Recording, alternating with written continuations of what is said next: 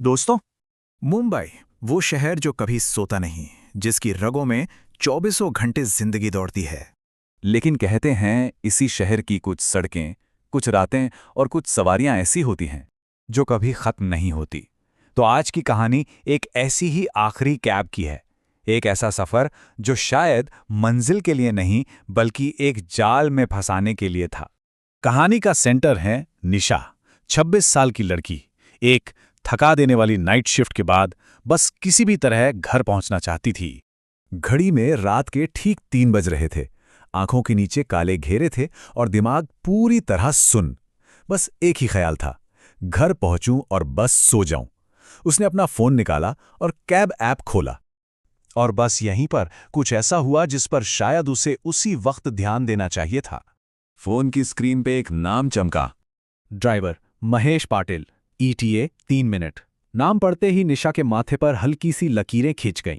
महेश पाटिल? अरे, ये तो वही ड्राइवर है। लगातार तीसरी रात।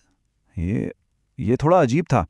लेकिन इतनी थकान में कौन ही इतना सोचता है ना?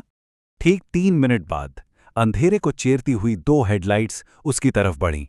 एक सफेद कैब ठीक उसके सामने आकर रुकी। निशा अंदर बैठ गई, सीट बेल्ट लगाया और सफर शुरू हो गया। सब कुछ बिल्कुल नॉर्मल था शुरू में। कुछ ही मिनट बाद गाड़ी ने घर की तरफ जाने वाला मोड़ छोड़ दिया और एक सुनसान वीरान इंडस्ट्रियल एरिया में घुस गए। सड़कें खाली और ज्यादातर स्ट्रीट लाइट्स भी बंद थीं। निशा की आवाज में अब हल्की सी घबराहट थी। उसने कहा, अंकल, आप गलत रास्ता ले रहे हैं। ड्राइवर ने रियर व्यू मिरर से उसकी आंखों में देखा और एक बेहद ठंडी, सपाट आवाज में कहा, ऐप का रास्ता हर बार सही नहीं होता मैडम। और तभी अचानक से कार का पुराना रेडियो खुद ब खुद चालू हो गया, खरखराहट के साथ। एक पुरानी सी आवाज गूंजी, ये ऑल इंडिया रेडियो है। पेश है 2 जुलाई 2012 का रात्रिकालीन बुलेटिन। 2012। निशा का दिल अब जोर जोर से धड़कने लगा। तभी उसे सड़क के किनारे एक बिलबोर्ड दिखा, साई दरबार रेस्टोरेंट 24/7। गाड़ी चलती रही। कुछ मिनट बाद वही बिलबोर्ड फिर से, लेकिन इस बार उसका 24/7 वाला हिस्सा जला हुआ था। निशा समझ गई, वो लोग एक ही रास्ते पर गोल गोल घूम रहे थे। निशा का डर अब काबू से बाहर हो रहा था। वो चीखना चाहती थी, पर जैसे आवाज ही गले में अटक गई हो। ठीक उसी पल उसका फोन बजा। सना, उसकी दोस्त। उसे लगा ये एक उम्मीद की किरण है, लेकिन ये किरण तो अंधेरे को और गहरा करने वाली थी।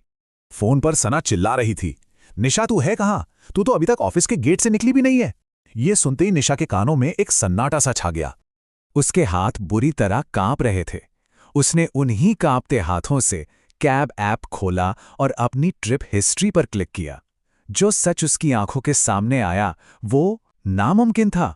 आज की तारीख थी 16 अप्रैल 2026 और महेश पाटिल के साथ उसकी आखिरी ट्रिप की तारीख 2 जुलाई 2025, मतलब ठीक 1 साल पहले।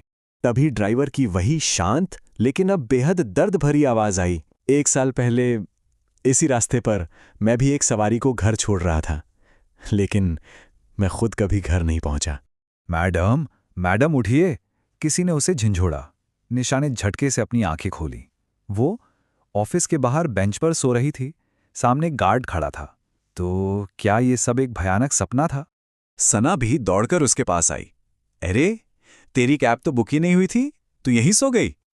निशा ने एक गहरी राहत की सांस ली, पर एक अनजाना सा खौफ दिल में अब भी था। उसने अपना फोन उठाया, धीरे से, बहुत धीरे से फोटो गैलरी खोली और वहां एक नई तस्वीर थी।